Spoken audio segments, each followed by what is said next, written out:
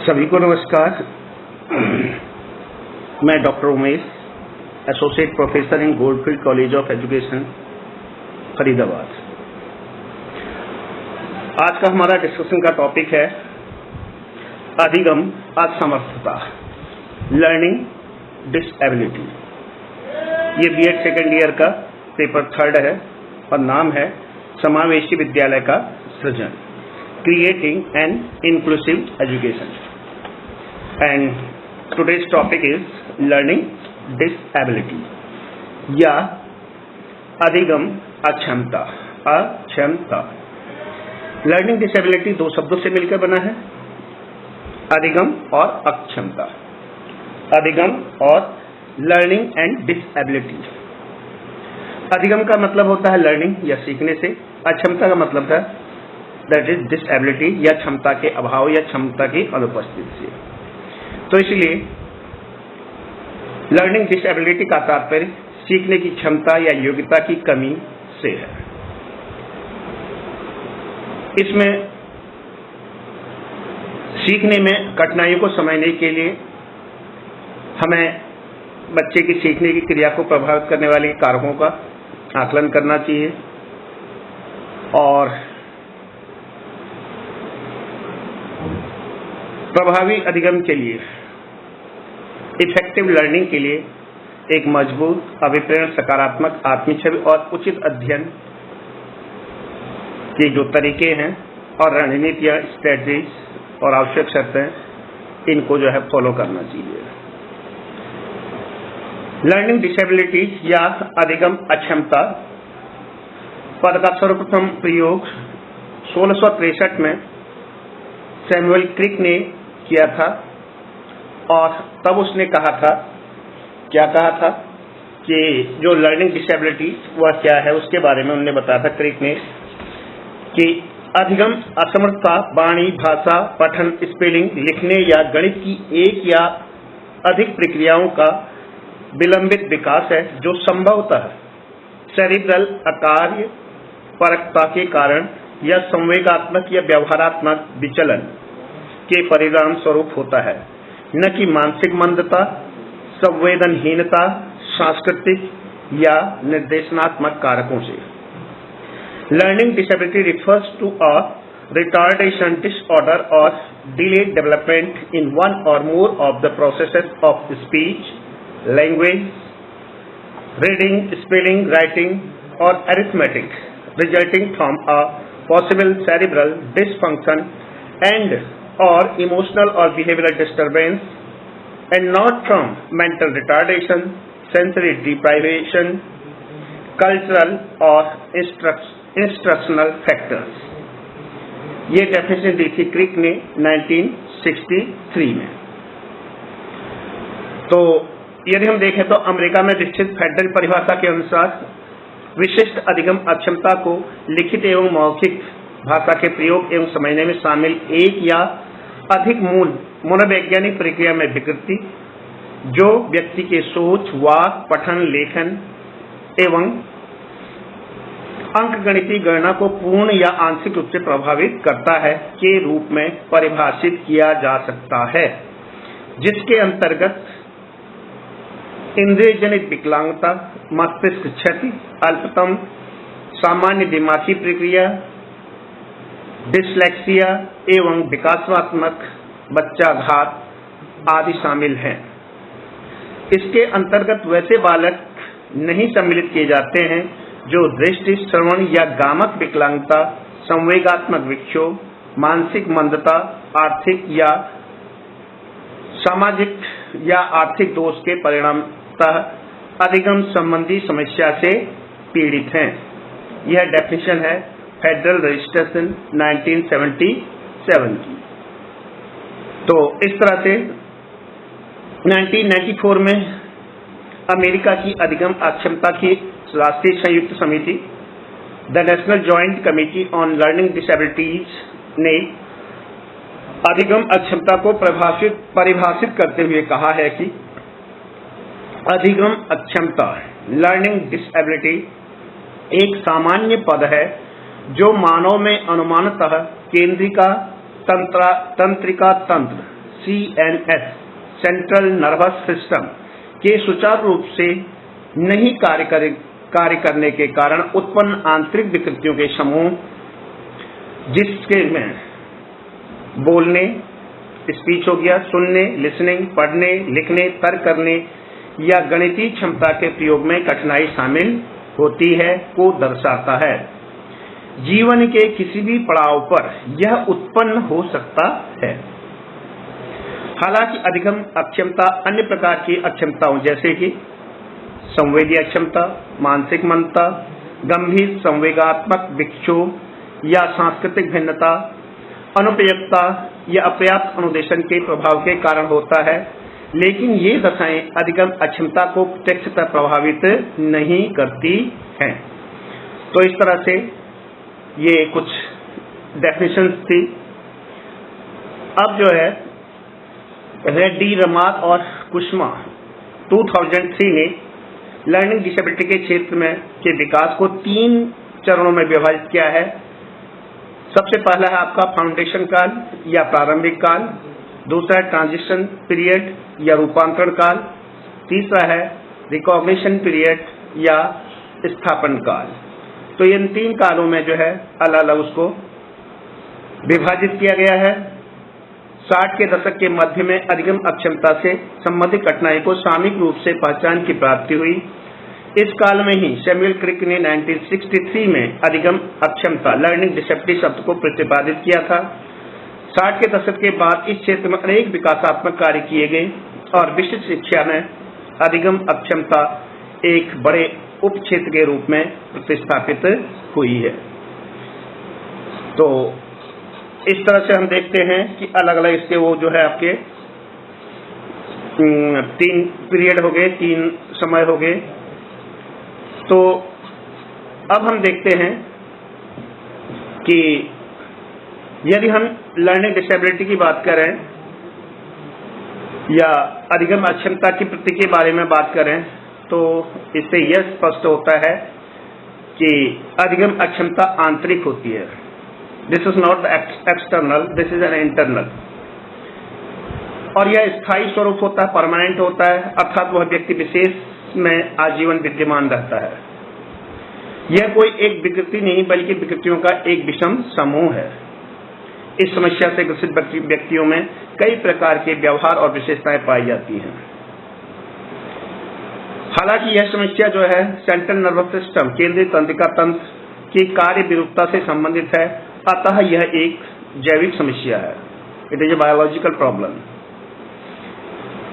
यह अन्य प्रकार की विकृतियों के साथ हो सकता है, जैसे अधिगम अक्षमता और संवेगात्मक विक्षोभ, तथा यह श्रवण, सोच, वाक, पठन, लेखन और अरिथमेटिक कैलकुलेशन में शामिल मनोवैज्ञानिक प्रक्रिया में विकृति के फलस्वरूप उत्पन्न होता है।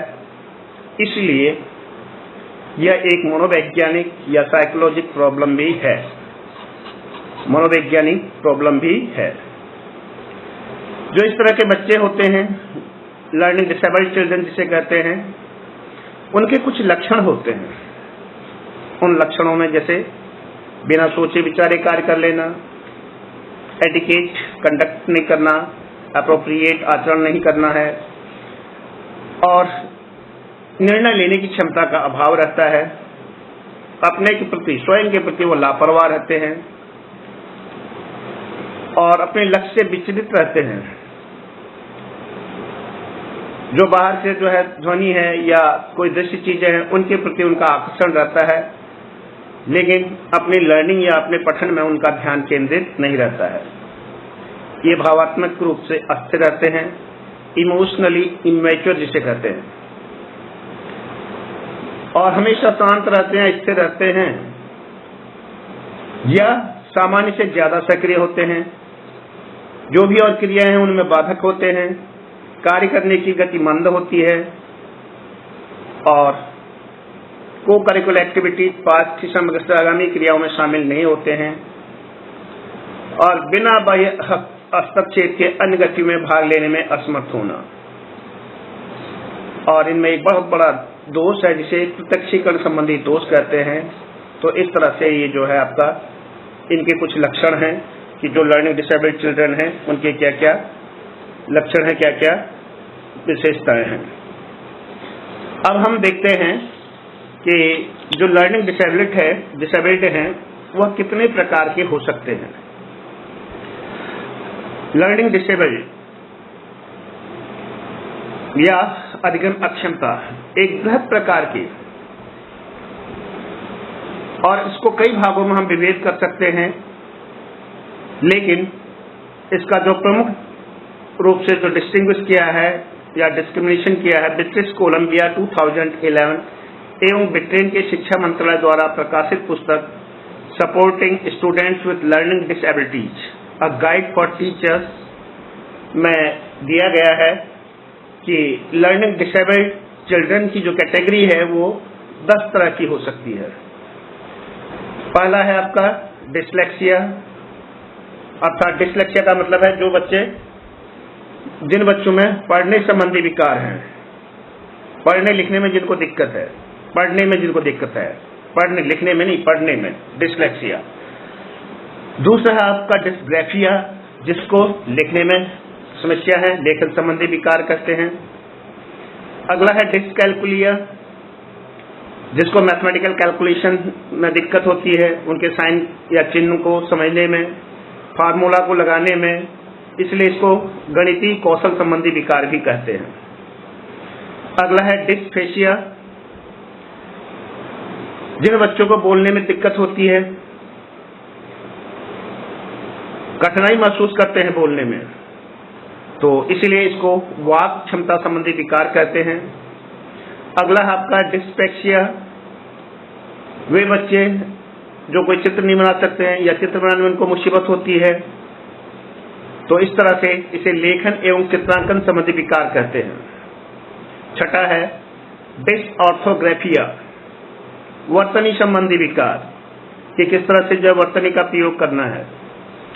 सातवां है ऑडिटरी प्रोसेसिंग डिसऑर्डर, सुनने संबंधी विकार, ऐसे बच्चों को सुनते कुछ और हैं, करते कुछ और हैं, सुनाई कुछ देता, पूछते कुछ और है, जवाब कुछ और मिलता है, इसलिए इसको श्रवण संबंधी विकार भी कहते हैं। आठवां है विजुअल परसेप्शन डिसऑर्डर, दृश्य प्रत्यक्षण क्षमता संबंधी विकार, जो देखने के बाद उसका किस तरह से उसका परसेप्शन ले रहे हैं, क्या परसीव कर रहे हैं, उचित है या अनुचित है, लेकिन उसको सही तरह से परसीव न करना। नवा है सेंसरी इंटीग्रेशन और प्रोसेसिंग डिसऑर्डर, इसको हम इंद्रिय समन्वय क्षमता संबंधी विकार कहते हैं, जहाँ की सेंस ऑर्गन पूरी तरह से काम नहीं करते हैं या फिर जो है उस तरह से वो पूरा काम मतलब क्या है क्या नहीं उस चीज को प्रकट नहीं कर पाते हैं जो है। अगला है हमारा जो है 10th ऑर्गेनाइजेशनल लर्निंग डिसऑर्डर, संगठनात्मक पठन संबंधी विकार, कि जहां पर जो है किसी चीज को ऑर्गेनाइज करना है, पढ़ने की सामग्री को किस तरह से ऑर्गेनाइज करना है, किसको कैसे उसको सिस्टमैटिक करना है, तो ये जो है हमारा 10वां पॉइंट था ऑर्गेनाइजेशनल लर्निंग डिसऑर्डर। तो इस तरह से ये 10 कैटेगरी में बांटा गया है कि जो लर्निंग डिसेबल्ड चिल्ड्रन हैं। अब देखते ये हैं कि जो लर्निंग डिसेबल्ड चिल्ड्रन हैं उनकी पहचान के लिए क्या मूल्यांकन होगा या असेसमेंट प्रोसीजर क्या होगा, किस तरह से हम जो है उनको अलग अलग कर सकते हैं, कैसे पहचान सकते हैं।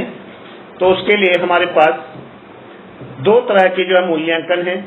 पहला मूल्यांकन है इनफॉर्मल असेसमेंट या अनौपचारिक मूल्यांकन, दूसरा है हमारा फॉर्मल असेसमेंट या औपचारिक मूल्यांकन। अनौपचारिक मूल्यांकन में विद्यार्थी के दैनिक व्यवहार का अवलोकन, विद्यार्थी परीक्षा संबंधी तथा विद्यार्थियों के साथ बहस आदि शामिल है। तो अनौपचारिक जो मूल्यांकन है उसके माध्यम से विद्यार्थियों पर अध्यापक प्रत्यक्ष रूप से नजर रख सकता है, और ये विभिन्न प्रकार से हो सकता है। अनौपचारिक जो इनफॉर्मल असेसमेंट है उसमें करिकुलम बेस्ड असेसमेंट हो सकता है, पाठ्यक्रम के आधार पर कि पाठ्यक्रम को किस तरह से बच्चे कर रहे हैं। दूसरा है हमारा मापदंड संदर्भित मूल्यांकन या क्राइटेरिया रेफरेंस असेसमेंट, किस तरह का क्राइटेरिया और क्या है। अगला है अवलोकन या ऑब्जर्वेशन, ऑब्जर्व करके कि उसकी एक्टिविटीज में, बच्चों की एक्टिविटीज में क्या क्या है क्या नहीं। चौथा हमारा साक्षात्कार प्रश्नावली चेकलिस्ट, इंटरव्यू, क्वेश्चनायर और चेकलिस्ट। तो इस तरह से ये हमारे 4 हैं अनौपचारिक मूल्यांकन जिसके द्वारा हम लर्निंग डिसेबल्ड चिल्ड्रन को पहचान सकते हैं। पाठ्यक्रम पर आधारित मूल्यांकन में आपका पाठ्यक्रम आधारित जो मापन हो गया, अनुक्रिया होगी, त्रुटि विश्लेषण हो गया, response and errors analysis, task analysis और अध्यापक निर्मित या टीचर मेड टेस्ट। जो दूसरा है हमारा वो औपचारिक मूल्यांकन है या फॉर्मल असेसमेंट। फॉर्मल असेसमेंट, तो फॉर्मल असेसमेंट में औपचारिक मूल्यांकन का उपयोग आमतौर पर व्यक्तिगत रूप से इंडिविजुअल किया जाता है और स्टैंडर्डाइज जो परीक्षण हैं उनके द्वारा, परीक्षकों द्वारा ही यह किया जाता है। आमतौर पर मापदंड संदर्भित परीक्षण या नॉन रेफरेंस टेस्ट का ही प्रयोग किया जाता है। ये परीक्षण वे होते हैं जिनके अंकों की औसत निष्पादन, एवरेज परफॉर्मेंस नॉर्म्स अर्थात मापदंड से तुलना की जाती है। औपचारिक मूल्यांकन के लिए कई परीक्षण हैं जिसके द्वारा अधिगम असमर्थि की पहचान की जा सकती है। इसका विस्तृत विवरण रेडी, रैमर, कुसुमा 1999 की पुस्तक अधिगम असमर्थताएं प्रयोगकर्ताओं के लिए एक guide, learning disabilities a practical guide to practitioner में दिया गया है। अब हम बात करते हैं अधिगम असमर्थी बच्चों की शिक्षा, education of learning disabled children. तो लर्निंग डिसेबल्ड बच्चों की शिक्षा के लिए विभिन्न संभावित कार्य हैं। ये कार्य कौन कौन हो उसमें हम चलते हैं। सबसे पहला हमारा व्यवहारात्मक हस्तक्षेप या बिहेवियरल इंटरवेंशन। कौन सा इंटरवेंशन? Behavioural intervention. इस बिहेवियरल इंटरवेंशन का मतलब है कि इसमें बदलते हुए सामाजिक रूप से महत्वपूर्ण व्यवहारों का अवलोकन किया जाता है, वातावरणिक कारणों को क्रमबद्ध तरीके से व्यवस्थित किया जाता है ताकि वृद्धि, परिवर्तन या आकार को लक्षित किया जा सके। व्यवहारों में परिवर्तन का सर्वप्रथम प्रयास किया जाना चाहिए। व्यवहारों को बदलने के लिए अध्यापक को चाहिए कि वह सर्वप्रथम व्यक्ति की आवश्यकता की सूची बनाए और फिर बदले जाने व्यवहारों को लक्षित करके उनका चयन करे और लर्निंग डिसेबल्ड चिल्ड्रन को रीइंफोर्समेंट करना जरूरी है बाय प्रेज, प्रशंसा के द्वारा जो है ये बहुत आवश्यक है कि किस तरह से जो है हम उनको उनके व्यवहार में इंटरवेंशन करें। दूसरा है ज्ञानात्मक व्यवहारात्मक हस्तक्षेप, कॉग्निटिव बिहेवियरल इंटरवेंशन। तो कार्य के दौरान व्यवहारों में बुद्धि के प्रभावशीलता के शोध कार्यों का भी समर्थन प्राप्त है। आत्मनियंत्रण का प्रयोग सफलतापूर्वक किया गया। इस विधि द्वारा अवधान संबंधी व्यवहारों को परिवर्तन किया जाता है।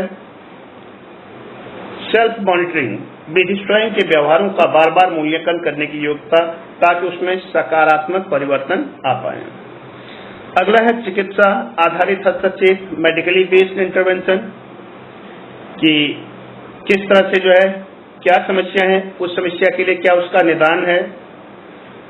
और यदि कोई व्यक्ति हाइपर एक्टिव है तो उसको सीखने में समस्या आ सकती है। जब अवधान संबंधी समस्या आती है तो तब व्यवहार हस्तक्षेप या आत्मनियंत्रण जैसी विधियों का प्रयोग करना चाहिए। तो इस तरह से ये बहुत सारी चीजें हैं इसके अंतर्गत जो कि चिकित्सा आधारित हस्तक्षेप के द्वारा यह किया जा सकता है। Even though there is a provision for the medicine also। चौथा है बहु इंद्रिय उपागम, मल्टी सेंसरी अप्रोच। क्या? Multi sensory approach. इसके लिए बहुत सारे ऑडियो विजुअल एड्स तैयार किए गए हैं और बहुत सारी जो है साइको लिंग्विस्टिक प्रोसेसेस भी डेवलप की गई हैं जिससे कि बच्चे जो है अपने इंद्रियों का प्रयोग आसानी से कर पाए और साथ में उसको सीख भी पाए। शब्दों को सीखने के लिए सर्वप्रथम बच्चा शब्द को देखता है, फिर अध्यापक से ही सुनता है, फिर बच्चा उसी शब्द को बोलता है और अंत में बच्चा उस शब्द को ढूंढता है। तो इस तरह से अलग अलग चीजें ये आती है मल्टी सेंसरी अप्रोच में। पांचवा है प्रत्यक्ष अनुदेशन या डायरेक्ट इंस्ट्रक्शन। डायरेक्ट इंस्ट्रक्शन अनुदेशन के सभी पक्षों को देखने का एक जटिल तरीका है, जिसमें कक्षा का संयोजन, क्लासरूम ऑर्गेनाइजेशन, उसका management, student teacher interaction, teaching add का प्रयोग और इन सर्विस टीचर एजुकेशन, ये सब शामिल हैं। जो डिसेबल्ड बच्चों को प्रत्यक्ष अनुदेशन द्वारा सीखते हैं, वे उन बच्चों की अपेक्षा बेहतर परफॉर्मेंस करते हैं जो परोक्ष या इनडायरेक्ट विधि द्वारा करते हैं। कुछ और भी विधियां हैं अन्य विधियों में, जैसे सेपरेट विद्यालय या सेपरेट स्कूल्स। पहले ही व्यवस्था थी, अब जब समावेशी शिक्षा का वो है तो इसका अर्थ है कि एक ही स्कूल में जनरल और लर्निंग डिसेबल्ड या किसी तरह से भी जो बच्चा जो है किसी ग्रुप में हो, हैंडीकैप है, इम्पेयरमेंट है, बैकवर्ड है, मेंटली रिटार्डेड है, वह सब एक साथ अध्ययन करें। और इन अन्य विधियों में आपके अलग से क्लास की व्यवस्था करना, ट्रेन टीचर की व्यवस्था करना, स्पेशल करिकुलम तैयार करना, लर्निंग सीखने के लिए स्पेलिंग इत्यादि का imitation, language lab, mathematical calculation के लिए बच्चों का बार बार वो करना, हैंड राइटिंग सुधारने के लिए उनको अच्छी तरह से तैयार करना, ये सारी चीजें उसके अंतर्गत आती हैं। अब आती है बारी जो है जो लर्निंग डिसेबल्ड चिल्ड्रन हैं, उनकी जो प्रॉब्लम है वो प्रॉब्लम क्या क्या है। तो यदि हम बात करें तो उन प्रॉब्लम में सबसे पहला है आपका लैक ऑफ कंसंट्रेशन। इस तरह के बच्चे अपने जो पढ़ाई में ध्यान नहीं दे पाते हैं, उनका ध्यान इधर उधर भटकते रहता है। तो सर्वप्रथम कार्य यही है कि इस तरह से टीचिंग एड्स और टीचिंग को इफेक्टिव किया जाए कि उनका ध्यान पढ़ाई में या लर्निंग में केंद्रित हो। दूसरा है मेमोरी प्रॉब्लम या स्मृति समस्या। इस तरह से जो अधिगम असमर्थ बालक होते हैं, लर्निंग डिसेबल्ड चिल्ड्रन होते हैं, जल्दी भूल जाते हैं। मेमोरी शॉर्ट टर्म मेमोरी होती है, लॉन्ग टर्म मेमोरी नहीं होती है।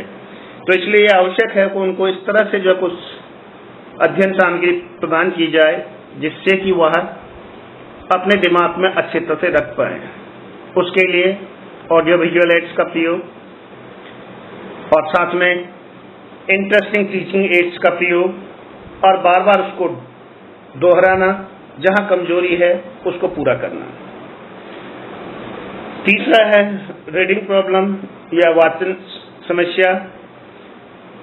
क्योंकि इस तरह के बच्चों की जो है बुद्धि अति कम होती है, इसलिए इनको प्रॉब्लम होती है पढ़ने में। तो इसलिए ये आवश्यक है कि पढ़ने के लिए धीरे धीरे उनको जो है तैयार किया जाए और उनकी समस्या को दूर किया जाए। उनके पठन पाठन में, सुनने में जो भी समस्या है उसको धीरे धीरे दूर किया जाए। अगला है लेखन समस्या। जो लर्निंग डिसेबल्ड बच्चे हैं उनको लेखन की समस्या का सामना करना पड़ता है, क्योंकि सही तरीके से जो है लिख नहीं पाते हैं। राइटिंग पिटाइट होती है, टेढ़ी मेढ़ी होती है, कभी कभी पढ़ने में भी पढ़ने में भी समझ में नहीं आता है। तो इसलिए टीचर्स, पेरेंट्स या जो भी गार्जियन है उन सबको ध्यान देना चाहिए कि धीरे धीरे बच्चा जो है त्रुटि रहित या लिखने में सही लिख पाए, सही शब्दों का प्रयोग कर पाए। अगला है कम्युनिकेशन संबंधी प्रॉब्लम या संप्रेषण की समस्या। क्योंकि बच्चों को जब बोलने में, समझने में, पढ़ने में, लिखने में और सुनने में दिक्कत होती है, तो इसलिए ये कम्युनिकेशन नहीं कर पाते हैं। तो इसलिए ये आवश्यक है कि इस प्रकार के बच्चों को पहचानना और उनका संप्रेषण संबंधी समस्या या दोषों को दूर करना। अगली प्रॉब्लम है न्यूमेरिकल प्रॉब्लम या संख्यात्मक समस्याएं। लर्निंग डिसेबल्ड चिल्ड्रन जो भी होते हैं उनको मैथमेटिकल कैलकुलेशन में दिक्कत होती है, इसीलिए चाहे टेबल्स हो, नंबरिंग हो, रिवर्स काउंटिंग, बर्थ काउंटिंग, उसके बाद कैलकुलेशन, फार्मूलाज, इनको धीरे धीरे धीरे 1 by 1 ग्रेजुअली इनको सिखाया जाए और उस पर उसको तैयार किया जाए, तो जिससे कि बच्चा लाभ उठा सके और साथ में ये भी कर पाए कि उसे क्या करना है और क्या नहीं करना है। अब बात आती है कि नई शिक्षा नीति 1986 में अधिगम असमर्थ लर्निंग डिसेबल्ड व अपंग बच्चों की शिक्षा के बारे में चर्चा की गई है। तो अधिगम असमर्थों को निम्न प्रकार से शिक्षा दी जा सकती है। नेशनल पॉलिसी ऑन एजुकेशन 1986 ने कुछ रिकमेंडेशन दिए हैं लर्निंग डिसेबल्ड चिल्ड्रन के लिए, वो इस तरह से है। सबसे पहले उनका है अलग या सेपरेट स्कूल। अधिगम असमर्थ बालों की पहचान करके उनके लिए अलग स्कूल स्थापित किए जाने चाहिए। उनके मानसिक स्तर व आवश्यकता को ध्यान में रखकर ही उनको पढ़ाना चाहिए। कभी कभी उनको साधारण स्कूल में भी ले जाना चाहिए और उनको सामान्य बालकों के साथ भी पढ़ाना चाहिए ताकि उनमें आत्मविश्वास जागृत हो पाए।